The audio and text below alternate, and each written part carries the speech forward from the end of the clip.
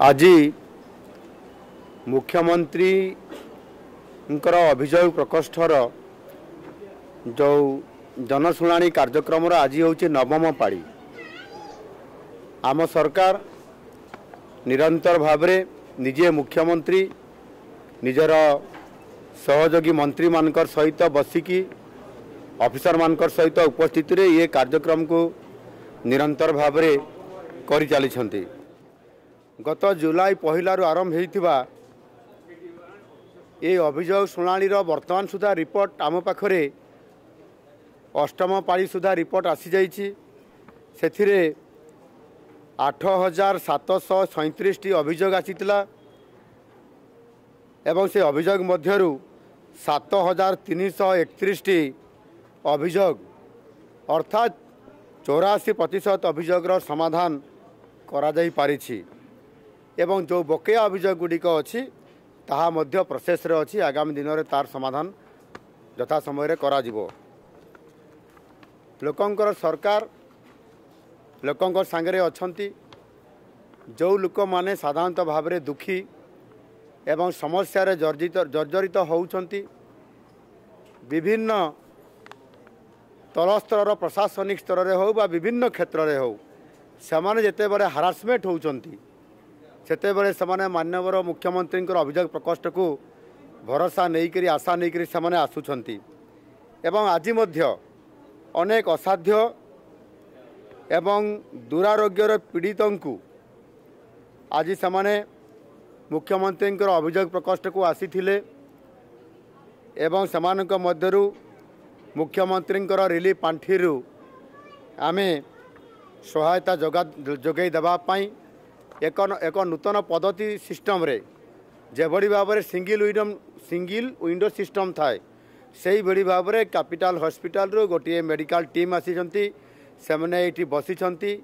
जो माने रोग अच्छी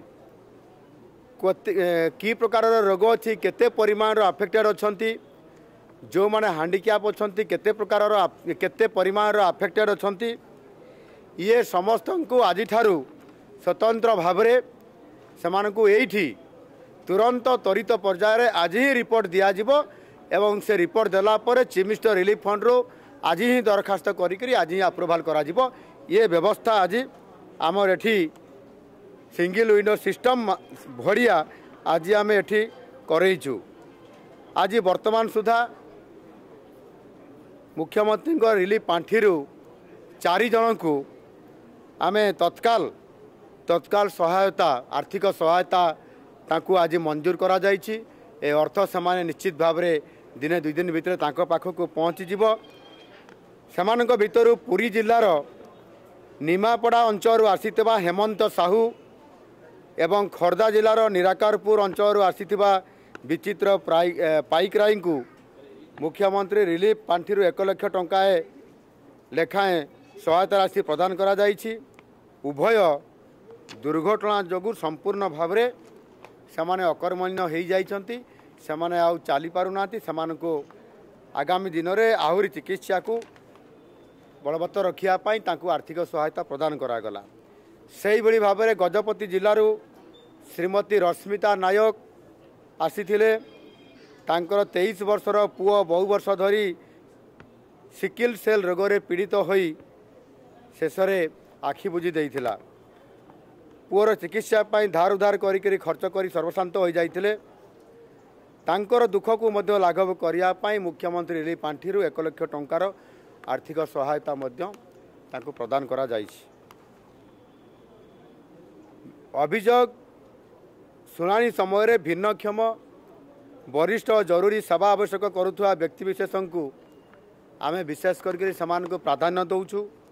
समस्त अभियोग को गुरुतर भाव निया जाई त्वरित पर्यायर मंत्री 6 जन आज अछंती। आमर संपर्क स्वाई एठी मोर सांगरे अछंती।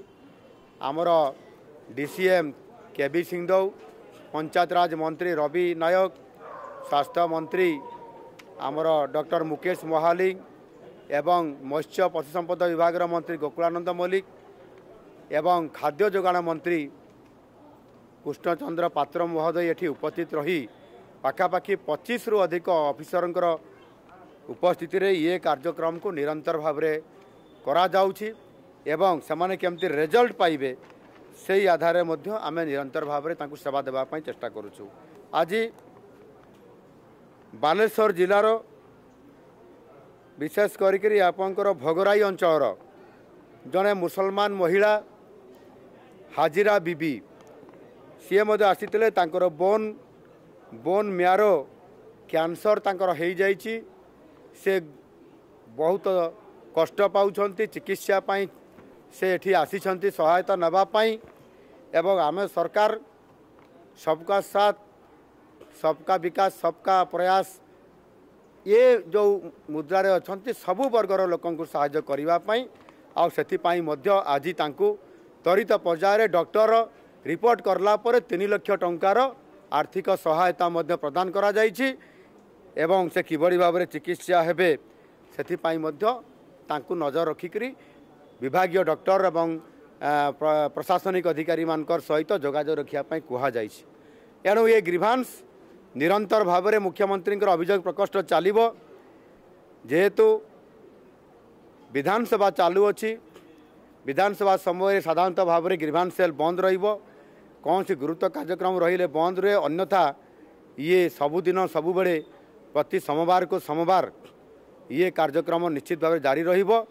आज आमे समस्त डिस्पोजाल केस गुड़िक डिस्पोजाल कर सारूँ मात्र पाखापाखि 100 जन खंडे अच्छी से तुरंत तांको केस गुड़िक ग्रहण करी विभागीय अधिकारी मानकर पाखक पठाऊँ एवं त्वरित पर्यायर समाधान करने संपुक्त जिला मानक पठाऊँ एवं जो जिले में विशेष करके केन्दुझर जिले में मो जिले में केन्दुझर सहर में ये मुख्यमंत्री अभियोग प्रकोष्ठर गोटे आमर कैंप अच्छी से कैंप रे मध्य प्रतिदिन जिते भी दरखास्त आसीबो जो जिलूर भी आसीबो ताकू आजिर दिन में आमर सेठी जी कैंप अधिकारी अच्छी से सबु दरखास्त गुड़िक को लेकिन आसती एवं ताहा मध्य सामिल कराकरी से केस गुड़िकर समाधान करने डिस्पोजाल करने आम सरकार काम करुँच। एणु निश्चित भाव में ये लोकंकर सरकार हिसाब से साधारण लोक जो मैंने अति गरीब अच्छा आने आसिले सेमानकर समस्या समाधान एवं सेमानकु चिकित्सा देवाई आर्थिक सहायता आम सरकार निरंतर भाव में जोगई दौरान आगामी दिन में आम बलवत्तर रखिबू।